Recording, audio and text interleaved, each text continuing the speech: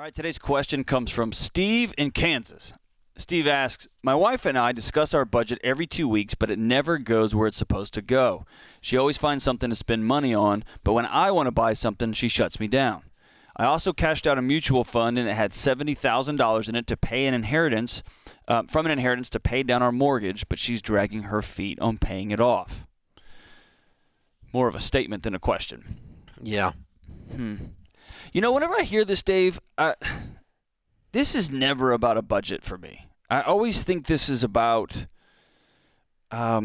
relational power, right? There's either she's self-soothing with this, or he's writing this in, trying to, feeling like the hero a little bit, but this is the only place she's got in this marriage, only place she can be heard, or I guess somebody can just be a jerk. But whenever somebody says we talk about this stuff a lot, man, you can talk circles around things, but if you're not talking towards something, it's a waste of a conversation, right? Yeah, the illusion about communication is that it has actually happened.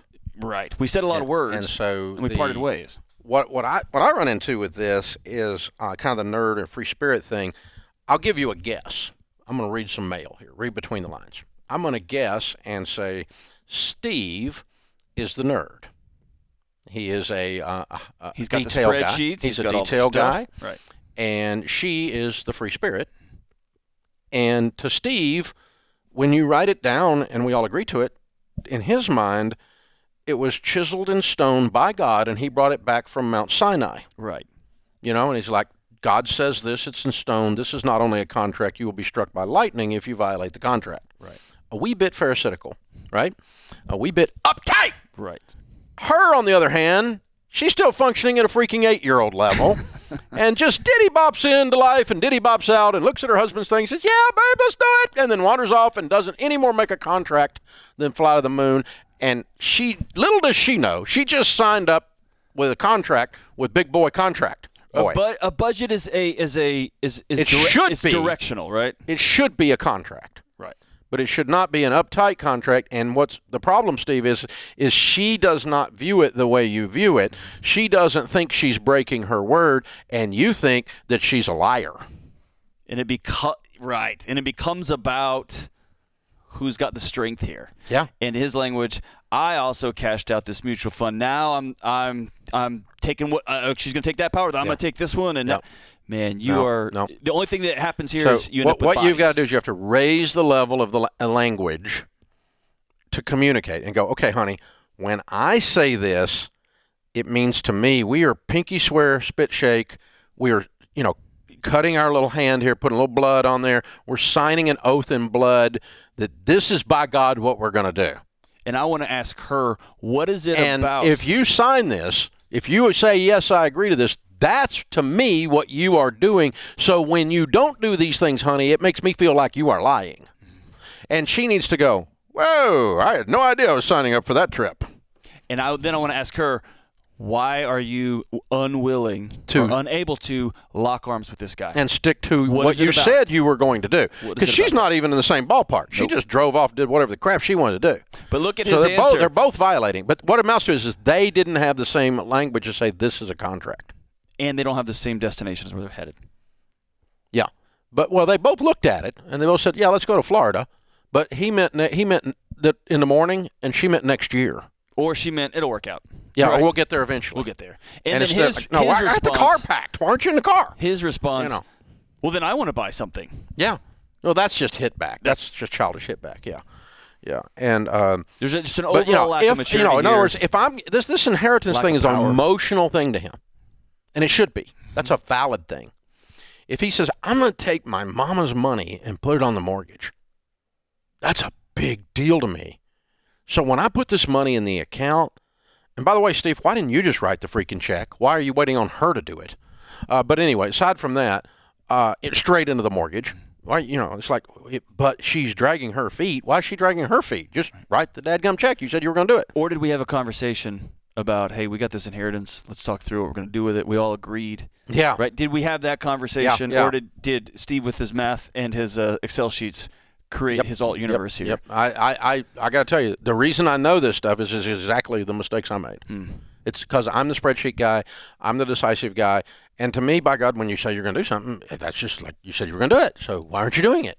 I can't stand it. We're the reverse in my house. And Sharon's like, well, I didn't really mean I was like going to, sell one of the kids. I mean, and now you got one of the kids up for sale. It's like, well, at 70,000, like we're going to play with 5, and so 65,000 is great, right? Well, I sort of meant it, but I didn't exactly mean it, And so we've had to go, oh, look, okay, we are completely agreeing on this date, this amount, this is the thing, and you get a vote and I get a vote. Do you feel heard? Yes, I feel heard. Then by God, you're going to stick to your word. Okay. I mean, we've had to have these type of real clear words in our visceral words in our communication early on to get where we're locked in. Because now, to me, once you say it's on, for nerds, if it's on the spreadsheet, it's law. That's law. And for free spirits like me, it's an approximation. Yeah, we'll get there. Yeah, there. That's a good general concept. I like that you have a spreadsheet. We're all going to be 50 someday, right? Yeah, we're going to get there. Yeah, it's but there's something he made a here. contract and she didn't sign it. Actually, she signed it in his mind, but she didn't know it. That's my point. That's what I'm saying. And I think that's a great exercise for every married couple to say we've got to be in agreement, we've got to be in unity, and you're going to use different languages. Rachel's book, Know Yourself, Know Your Money, has got tons of stuff in there about how your spouse is viewing this conversation about money and how you're viewing the conversation about money. And it comes from all these different angles. Know yourself, know your money. And it's so powerful. Yeah. And as the free spirit, there's this, I always come back to this thing about control. Yeah. This power, what do you mean I can't? I'm in this house and that's me being immature. That's what it comes down to. No, because the flow of money is about control. But what you have to fight to do in this communication is relinquish half of the control. Like Sharon and I, at this moment, are in this dispute over a large purchase. And we talked about it before I walked out of the house this morning, okay? Because we have a rule. When we're not both on the page, we don't do it. Until we both get there, we don't do it. Whether it's a large gift on philanthropy we're giving, whether it's a major move down here at the office with a bunch of money or something like that, or whether it's a purchase, and in this case it's a purchase of something we're looking at but she's like, well, I think you got the money. What's wrong with you? You just need to do this. And I'm like, nope, not ready. This is not right. It doesn't feel right. Just not the same one. And so you both have a veto card. You both can play the trump card if you've ever played, hand of cards where you can play a trump card. I'm not talking about Donald. I'm talking about the Joker game. Okay, I'm not talking about the Joker. I'm talking about a trump card. So, but you both have a vote that can call it. And so what we do is it forces us to do nothing until we can find the thing that we both can agree to. Where you align. And that means you have patience, intentionality, and a ton of grace. We value the unity more than we value the thing. How long did that take to get to? 10 years. A minute. 10 years, yeah. After going broke, first thing we did is try to kill each other when we were going broke, right?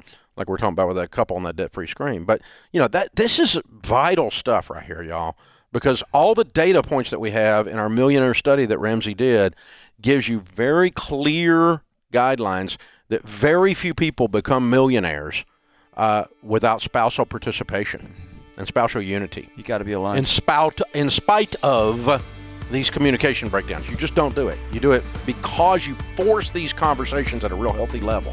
That's why Dr. John Deloney's here, because he can talk about this stuff intelligently. This is The Ramsey Show.